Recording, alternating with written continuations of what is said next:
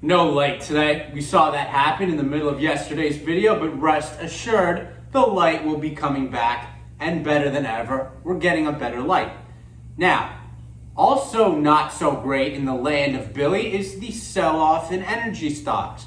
After several great days of returns, we had a down day. And we don't like to see down days, but they're unavoidable. There's nothing we can do. However, this is a particularly scary down day. We're hearing that Russia is going to be increasing production and that there were higher amounts of inventories in the US. So then oil prices fell and natural gas prices fell. However, I'm looking at this quite optimistically, even though natural gas was around 10%. Natural gas, however, even with being down 10%, and we're talking US prices, Europe is absolutely crazy. They were up 40% this morning. Absolutely crazy. It's a whole different picture in Europe. But the 10% decline in US natural gas prices takes us just back to above the prices a week ago. That is nothing crazy, nothing outlandish there. And this situation was in fact getting out of control. It just seemed like we were taking a straight line up to unimaginable levels, which is unsustainable. Of course, if we were to get to those unimaginable levels, there would be extreme things that governments do to prevent that from happening. The last thing they want is for energy producers to be mega rich and dominant again like they had been in the past. That's the last thing they want. That leads me to believe that today's actions actually were good and almost were like a self-control mechanism. For example, think about in the biological world, right? If one species is too strong, they're gonna eat up all the food. And then there won't be any food, and then they'll all die and there'll be no species. That's why there's a harmony in the world, even though some species become strong. Look at the lion. The lion is a beast.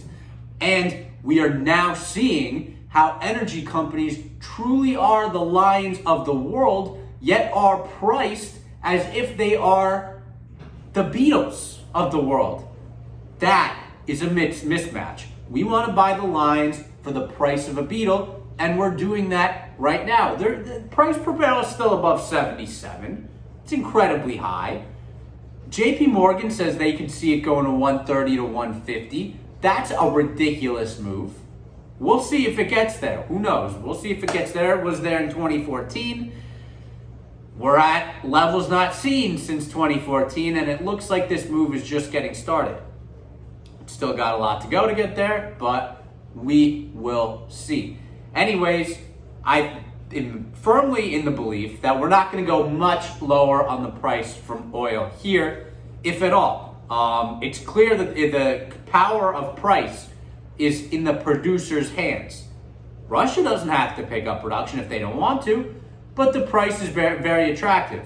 They're certainly going to demand a high price because Europe is paying way higher than the prices we're seeing.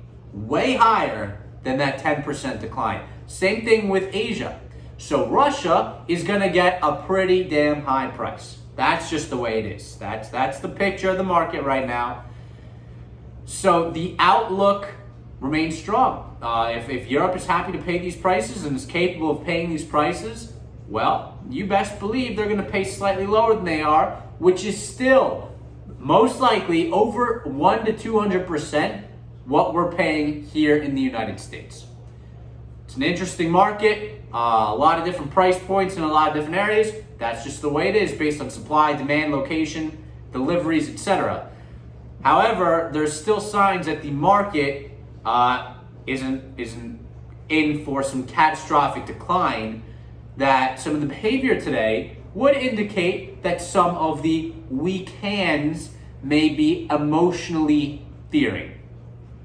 One of those signs is that the U.S. Energy Secretary just said they are considering banning energy exports. That is a move of great national security concern doing something so drastic as to ban energy exports. There are areas that are, I wouldn't say our closest allies, but semi-close allies that will rely on us for these things, particularly in Latin and South America.